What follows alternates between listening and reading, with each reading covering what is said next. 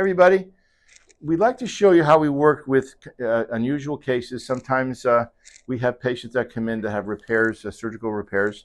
I've been working with this patient for over almost 30 years now, and she's been part of our family, and she's a horse person and hurt her spine and needed these spacers put in, and the orthopedic surgeon put in a series of bolts and bars in here. We could still work with this, and we had for a while. She came in, it was very, very delicate, and we were moving this bottom of this very gently. So you could actually move these three if you're doing it very carefully and with the right direction. So we take x-rays to get the three-dimensional view on what we're doing, and we could just inch it forward a little bit, and we were getting some results. But lately, because she works on a farm and was doing a lot of chores, she became much more painful. And let me show you why. We took some new films, and what we discovered was where her pain was coming from was in this area in here. So I wanted to be sure that nothing was loosened up or anything. And it wasn't like she was jumping off of buildings or anything, but she was doing farm chores, which is, you know, it's a lot of work. What we did notice was this right here, the posteriority of this group of vertebra, but we'll say L5 on sacrum of 6 millimeters, which was impinging the IVF here. So what we're doing is making an adjustment on the high-low table that is very, very subtle and very gentle, and moving it just a little bit at a time. And we've got, what, a half a dozen of adjustments in so far.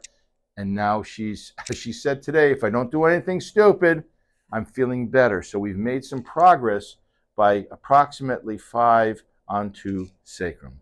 So the first thing I'm going to do is just check the pressure up here of Atlas and C2, which is important for everything. C2, Gonstead listing PLS. We make a contact right here on the spinous process. We'll hold it very still with the stabilization hand. Take a breath in, doll. Blow it all the way out. Done. Now give a nice little stretch, and then we'll work on that fifth lumbar. One of the most rewarding parts of this kind of work is working on families, you know, working on generations. We saw her when she was 11 days old. Now she's going to bring her children in to see us. And Carrie even worked in my office for a while. She was our manager for a while. All right, so we'll make a contact on fifth lumbar, soft piezoform. I'm going to draw straight down first, and then I'm going to change my angle here to just give it a little bit of a lift. And all I'm doing now is applying pressure. You okay, Care? Mm-hmm. What level of pain is that right now? It's about a 5 right now. Okay. And I'm just going to hold it there until I can feel a little bit of release at the facet joints. There. And I'm just going to give it the littlest impulse. There. That's it. I'm going to get some pressure off of T12. Big breath in, down. Oh, no. It's okay. It's okay. And done. That's it. We're just going to put some lordosis in very gently. And that's enough.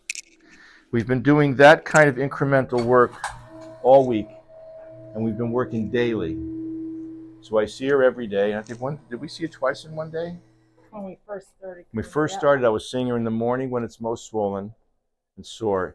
And at the end of the day, after she's been moving around a lot, because she's still very active, taking care of grandchildren, working on the farm, that kind of stuff. So I'm going to see you tomorrow. I'm working on the farm right now. Right. Okay. Thank you.